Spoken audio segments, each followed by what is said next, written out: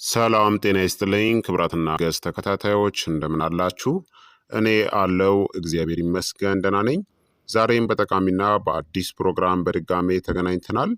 በዛሬው የጤና ፕሮግራማችን ላይ የምንመለከተው በየቀኑ ብሉ ቤሪን ብትመገቡ በጤናችሁ ላይ ምን ሊፈጠር እንደሚችል በዚህ ቪዲዮ ላይ እነግራችኋለሁኝ ማለት ነው።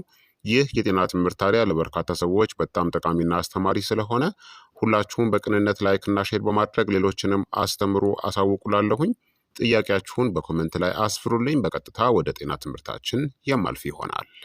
በየቀኑ ብሉ ቤሪን መመገብ አንጎልን፣ ልብን፣ አንጀትን እናም ሜታቦሊዝምን ለመጠበቅ ካሉ ቀላሉ የረጅም ጊዜ ልምዶች ውስጥ አንዱ ነው።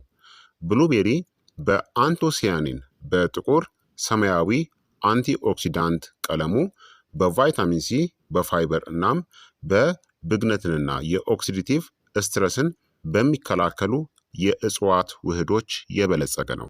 በየቀኑ ብሉ ቤሪን ብትመገቡ በጤናችሁ ላይ ምን እንደሚከሰት ልንገራችሁ።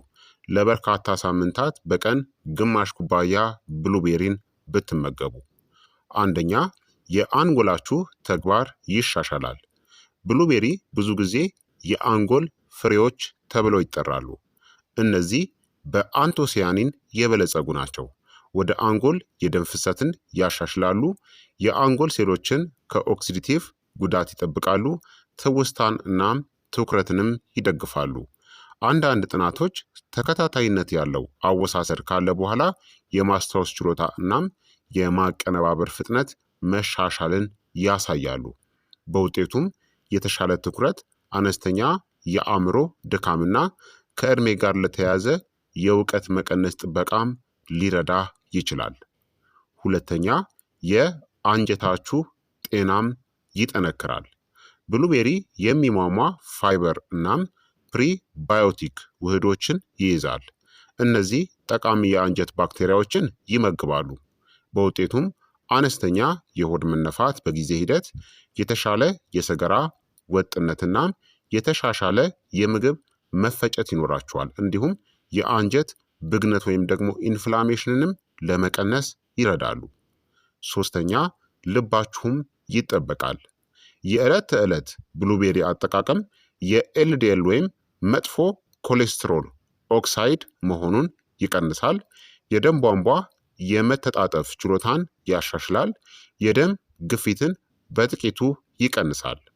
አንቶሲያኒን የናይትሪክ ኦክሳይድ ምርትን ያሻሽላሉ። ይህም የደም ቧንቧዎች እንዲዝናኑ ይረዳል። በጊዜ ሂደት ይህ የልብና የደም ዝውውር ጤናንም ይደግፋል። አራተኛ የደማችሁ ስኳር ይበልጥ የተረጋጋ ይሆናል። ብሉቤሪ ተፈጥሯዊ ስኳርን ቢይዝም ፋይበር፣ ዝቅተኛ ግላይሲሚክ ተጽዕኖ ያለውና ኢንሱሊንን የሚደግፍ ፖሊፊኖሎች አሉት። ከምግብ ጋር ሲበሉ የኢንሱሊን ሴንሲቲቪቲን ሊያሻሽሉ እናም የደም ስኳር መጨመርንም ሊቀንሱ ይችላሉ።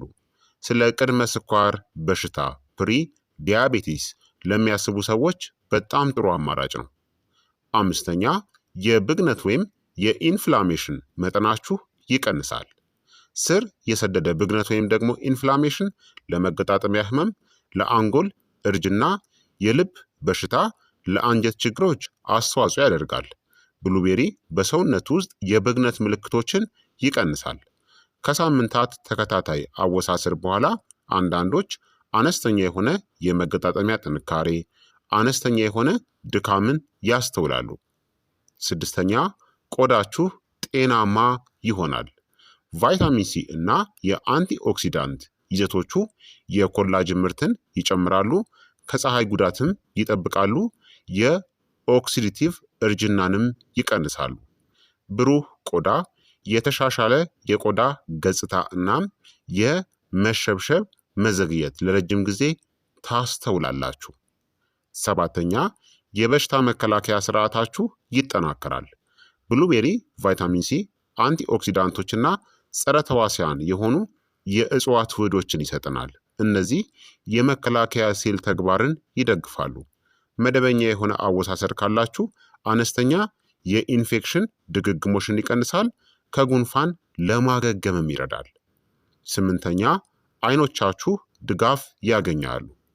አንቶሲያኒን የሬቲና ሴሎችንና በአይን ውስጥ ያሉ የደም ቧንቧዎችን ይጠብቃሉ።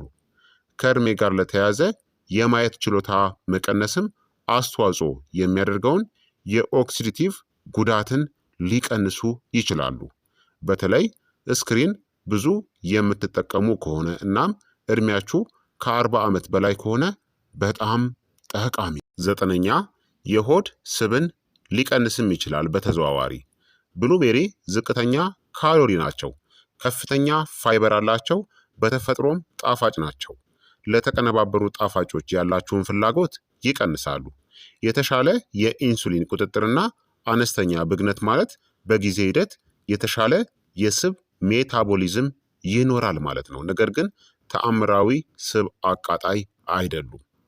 10ኛ ስር የሰደዱ በሽታዎች የመያዝ እድልንም ይቀንሳል። የየቀኑ የአንቲ ኦክሲዳንት አወሳሰድ ለረጅም ጊዜ ጥበቃን ይደግፋል። የልብና የደም ቧንቧ በሽታ፣ አይነት 2 የስኳር በሽታ፣ የነርቭ መበላሸት፣ የተወሰኑ የካንሰር አይነቶች ስጋትን ይቀንሳል። ጥቅሙ የሚመጣው ለዓመታት በሚቆይ ቀጣይነት እንጂ በቀናት አይደለም። ይህንን ማወቅ ያስፈልጋል። ታዲያ በቀን ምን ያክል ብሉቤሪን መመገብ አለባችሁ?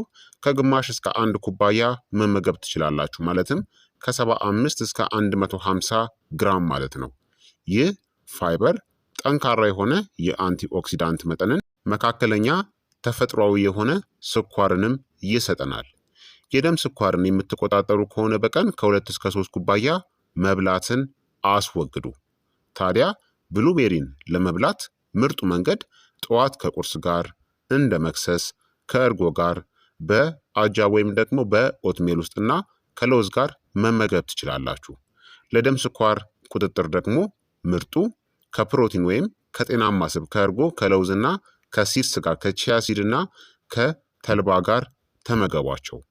ለስኳር ስሜታዊ ከሆናችሁ ባዶ ሆድ ላይ ብቻውን ከፍተኛ የሆነ የብሉቤሪ መጠንን መብላትን አስወግዱ። ትኩስ ወይም ደግሞ ፍሬሽ ወይም የቀዘቀዘ ብሉቤሪ ይሻላል? የትኛው ይሻላል ለሚለው ጥያቄ የቀዘቀዙ ብሉቤሪዎች ብዙ ጊዜ እኩል አልሚ ናቸው ከትኩሱ ወይም ከፍሬሹ። አንዳንዴ በአንቲኦክሲዳንት ደግሞ የበለጡ ናቸው። የበለጠ ተመጣጣኝ ዋጋም አላቸው። ታዲያ ስኳር ያልተጨመረበትን ወይም ደግሞ ያልጣፈጠውን መርጣችሁ ግዙ። ታዲያ ከ1 ሳምንት በኋላ ምን ታስተውላላችሁ? ብሉቤሪን የምትጠቀሙ ከሆነ የተሻሻለ የምግብ መፈጨት እናም አነስተኛ የጣፋጭ ፍላጎት ይኖራችኋል። ከ1 ወር በኋላ ደግሞ የተሻለ ኃይል፣ የተሻሻለ የሰገራ መደበኛነት፣ መጠነኛ የደም ግፊት መሻሻል ይኖራል። ከወራት እስከ ዓመታት በኋላ ደግሞ የረጅም ጊዜ የአንጎል እናም የልብ ጥበቃ ይኖራችኋል። ብሉቤሪን ታዲያ ለመጠቀም ምርጥ መንገድ ብሉቤሪ እናም ተራ የሆነ እርጎን መጠቀም፣ ብሉቤሪ እና ቺያሲድ፣ ብሉቤሪ እና ለውዝ፣ ብሉቤሪን በስሙዚ ውስጥ ስኳር ሳይጨመርበት መጠቀም ትችላላችሁ። በአጠቃላይ በየቀኑ ከግማሽ እስከ 1 ኩባያ ብሉቤሪን የምትበሉ ከሆነ አንጎላችሁን እየመገባችሁ ነው፣ አንጀታችሁን እየደገፋችሁት ነው፣ ልባችሁን እየጠበቃችሁ ነው፣ የደም ስኳራችሁን እያረጋጋችሁ ነው፣ ብግነት ወይም ደግሞ ኢንፍላሜሽንንም እየቀነሳችሁ ነው። ብሉቤሪ አስማታዊ የሆነ ፈውስ አይደሉም፣ ነገር ግን ለረጅም ጊዜ ጥቅም ላይ በሚውሉበት ጊዜ በርካታ የጤና ተግባሮችን ይደግፋሉ። ስለዚህ ክቡራትና ክቡራን ተመልካቾቼ የዛሬው የጤና ትምህርቴ እንግዲህ ይህንን ይመስል ነበረ። እንደተማራችሁበት ተስፋ አደርጋለሁኝ።